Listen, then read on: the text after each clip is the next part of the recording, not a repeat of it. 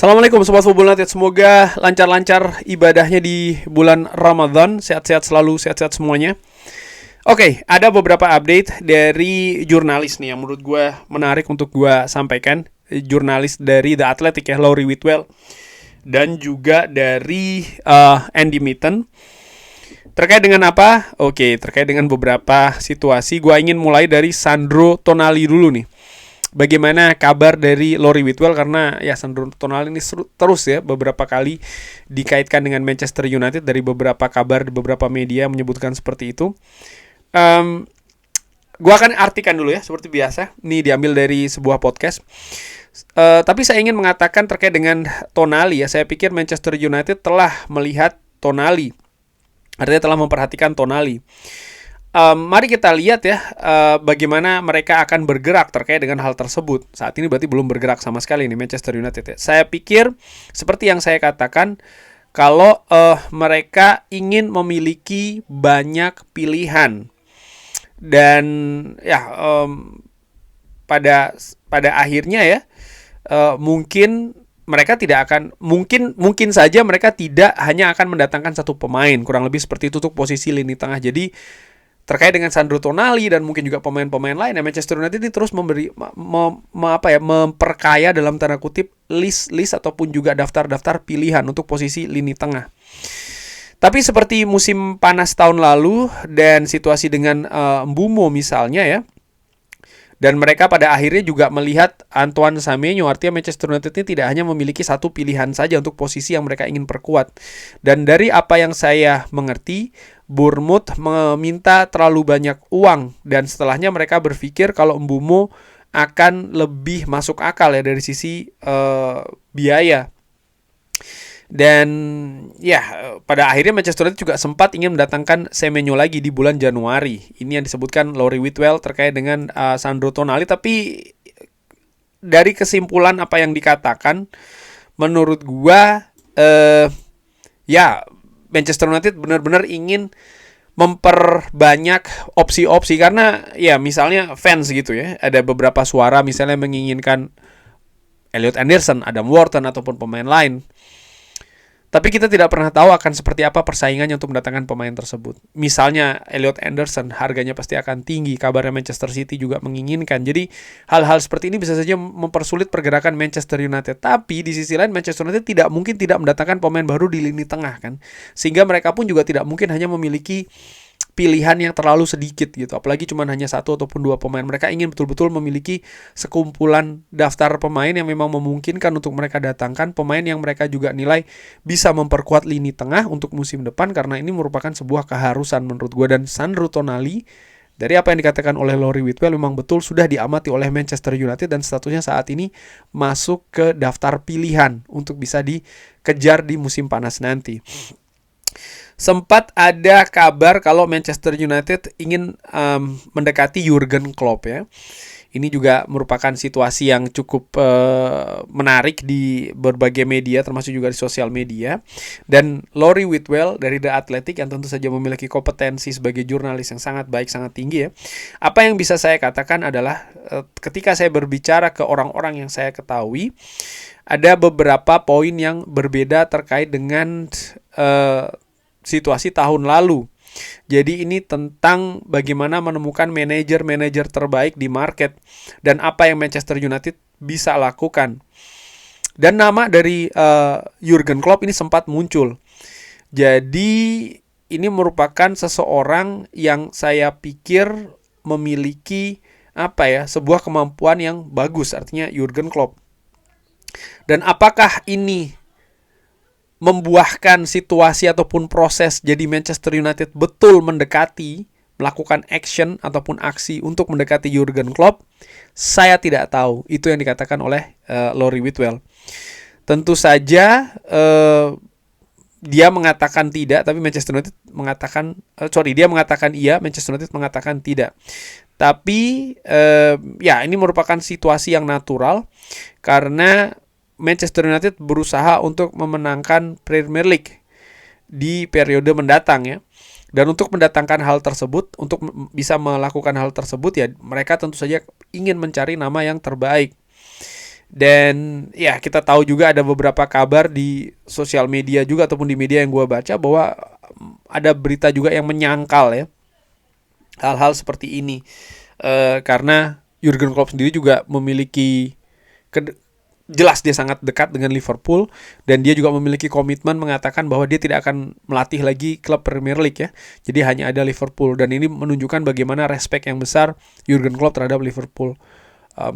Gua sih menilai kalau seandainya Manchester United melakukan pergerakan pun juga tidak akan menghasilkan sih, karena komitmen itu tadi yang ditunjukkan oleh Jurgen Klopp ya, dan gua melihat dia merupakan sebuah nama dengan karakter yang luar biasa. Apa yang dilakukan di Liverpool sangat luar biasa juga. Dan gua kalau seandainya memang sekali lagi kalau seandainya memang memungkinkan, luar biasa sih. Dia punya kemampuan menurut gua manajerial yang fantastis. Bukan hanya terkait dengan taktikal saja, tapi bagaimana penguasaan dressing room, bagaimana adaptasi terhadap liga, dan pada akhirnya juga prestasi yang diberikan ya kan. Jadi ini memang sebuah nama menurut gue Jurgen Klopp ya, nama yang luar biasa. Tapi gue sendiri melihat sekali lagi dengan kabar tersebut adalah memang sebuah ketidakmungkinan sih akan terjadi di periode saat itu dan mungkin juga di periode-periode selanjutnya. Nah, gue ingin ke situasi dari Marcus Rashford dulu nih ya. Jadi Marcus Rashford sempat dikabarkan kalau dia ingin stay di Barcelona, tapi Michael Carrick ingin supaya Marcus Rashford balik lagi ke Manchester United. Andy Mitten, jurnalis favorit gua lainnya dari The Athletic, mengatakan bahwa bahkan Manchester United tidak akan melakukan negosiasi terkait dengan angka 30 juta euro opsi untuk membeli Marcus Rashford yang saat ini dipinjamkan di Barcelona. Walaupun ada rumor Barca ingin membayar lebih murah. Wow. Jadi Manchester United tidak akan bernegosiasi. Kesepakatannya sudah jelas, artinya di klausulnya sudah jelas. Peminjaman dengan opsi beli senilai 30 juta euro. Tidak kewajiban ya, tapi opsi beli seharga 30 juta euro, dan Manchester United tidak ingin bernegosiasi di angka tersebut. Bahkan Manchester United pun juga tidak mengetahui ya terkait dengan rumor kalau terkait dengan rumor Marcus Rashford diinginkan oleh Michael Carrick ketika masa peminjamannya ini berakhir. Rashford tidak pernah berkata kalau dia ingin kembali, dan dia bahkan sangat menikmati kehidupannya di Barcelona, di Barca. Dan menurut gua ya ini seperti kayak memberikan penegasan bahwa memang Michael Carrick konsentrasi di musim ini. Dia tidak melihat sesuatu yang lebih jauh daripada musim ini. Marcus Rashford kembali dari masa pinjaman, balik lagi ke Manchester United, itu adalah sesuatu yang akan mempengaruhi musim depan, bukan musim ini. Michael Carrick tidak berkonsentrasi di hal tersebut. Dia sangat fokus dengan keadaan saat ini di Manchester United, bagaimana dia bisa mengakhiri dengan target yang diberikan. Di sisi lain, Marcus Rashford, seperti yang sering gue katakan ya, ini nampaknya sudah menutup pintu untuk Manchester United. Dia ingin memulai lembaran baru. Dan apa yang dilakukan, misalnya dilakukan oleh Marcus Rashford ya, dia ya berkompetisi di luar Inggris, dia memperkuat sebuah klub besar juga ya kan, dengan histori ataupun sejarah juga yang luar biasa. Barcelona dalam hal ini merupakan, menurut gue ya, merupakan sesuatu yang ideal bagi dia. Dia ingin memulai lembaran yang baru, dia ingin memperbaiki karirnya, dan kalau itu dilakukan di Inggris, menurut gue akan sulit untuk bisa berkembang, untuk bisa lebih baik lagi. Tapi ketika itu dilakukan di negara lain, tapi tetap dengan bobot yang besar, artinya dia membela klub sekaliber Barca, ini fantastis menurut gue. Dan ini yang terjadi, dia sangat menikmati kotanya, klubnya, dan kita bisa lihat performanya pun juga semakin baik. Dan terakhir, dari BBC Sport ini ada kabar terkait dengan Jim Ratcliffe ya. Kita ingat beberapa hari yang lalu dia mengeluarkan statement yang sangat-sangat keras, kontroversial juga. Di kesepakatan ya, Jim Ratcliffe ini berinvestasi 1,25 miliar pounds ke klub di tahun 2024. Dan kalau Glazer menerima tawaran dari pihak ketiga yang mereka ingin terima, maka Glazer bisa mendorong atau memaksa Jim Ratcliffe ini menjual bagiannya. Glazer sendiri ini terkejut ya dengan kalimat penjajahan yang disebutkan oleh Jim Ratcliffe pekan lalu. Di beberapa hari ke depan, Ratcliffe akan mengetahui ya, apakah apa yang dikatakan ini akan memberikan efek secara hukum dari sepak bola Inggris. Jadi bisa saja ada sanksi dan lain-lain, dan ini yang membawa kekhawatiran dari Glazer. Nah, ini juga sempat dikabarkan beberapa hari yang lalu, misalnya apakah ini exit strategi dari Ineos untuk keluar dari Manchester United, atau langkah ini akan membuat Glazer memaksa Ineos Jim Ratcliffe ya untuk menjual bagiannya. Pertama-tama gue ingin melihat seperti ini dulu.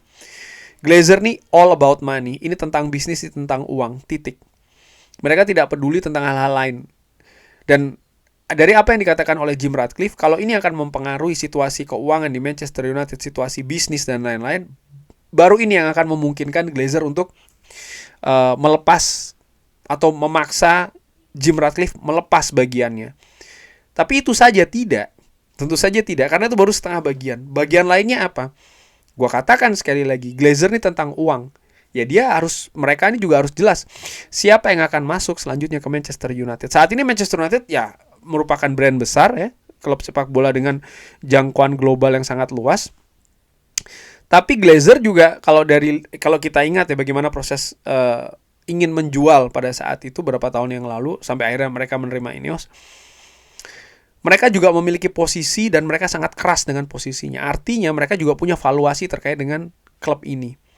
Kalau valuasi itu tidak ditembus, ya mereka tidak akan lepas. Kita tahu misalnya Qatar juga ya berusaha untuk mendekati, tapi ketika valuasinya ternyata ada gap, ada jarak dengan angka yang ditetapkan oleh Glazer, ya tidak terjadi akhirnya. Akhirnya seperti itu. Dan gue pun melihat kemungkinan saat ini juga demikian. Jadi tidak sesederhana apa yang dikatakan oleh Ratcliffe ini sesuatu yang negatif. Tidak sesederhana itu saja. Kalau itu ada pengaruhnya ke situasi bisnis, membawa Manchester United mungkin kesulitan untuk mendapatkan sponsor, lalu proyek-proyek yang dilakukan selanjutnya kesulitan mendapatkan investor, Glazer akan berpikir untuk mencari solusi lainnya. Menurut gue seperti itu dengan Ineos. Terkait dengan melepas kepemilikan, ya tergantung dulu siapa yang akan datang. Dan ini juga sebelum gue akhiri video ini, sekaligus ini juga menjawab misalnya apakah Glazer akan melepas Manchester United dengan situasi Jim Ratcliffe kemarin itu. Menurut gue tuh juga agak sedikit lebih jauh. Gue berharap Glazer akan selesai dari Manchester United. Selesai bahkan, keluar. Tapi kalau dilihat saat ini realistisnya, selama tidak ada tawaran yang luar biasa yang datang, ya ini susah untuk dilepas ya oleh Glazer. Dan kalau kita lihat juga beberapa tahun yang lalu, terkait dengan Qatar misalnya yang masuk, menawar dan lain-lain, itu kan diawali dulu Glazer yang membuka pintu. Jadi kalau Glazer tidak membuka pintu ya sulit menurut gue untuk mereka enyah dari Manchester United. Tapi menarik ya untuk melihat bagaimana ini hubungan antara Glazer dengan Jim Ratcliffe, terutama setelah pernyataan kontroversialnya yang dilakukan beberapa pekan yang lalu. Kita nantikan dulu seperti apa nih tindakan dari Football Association ataupun juga PSSI-nya Inggris terkait dengan apa yang dikatakan oleh pemilik Ineos beberapa hari yang lalu. Kurang lebih seperti itu. Bagaimana menurut Sobat Football United? Seperti biasa drop di kolom komen. Terima kasih sudah menyaksikan. Jangan lupa like, sholat dan juga subscribe. Wassalamualaikum warahmatullahi wabarakatuh. Thank you.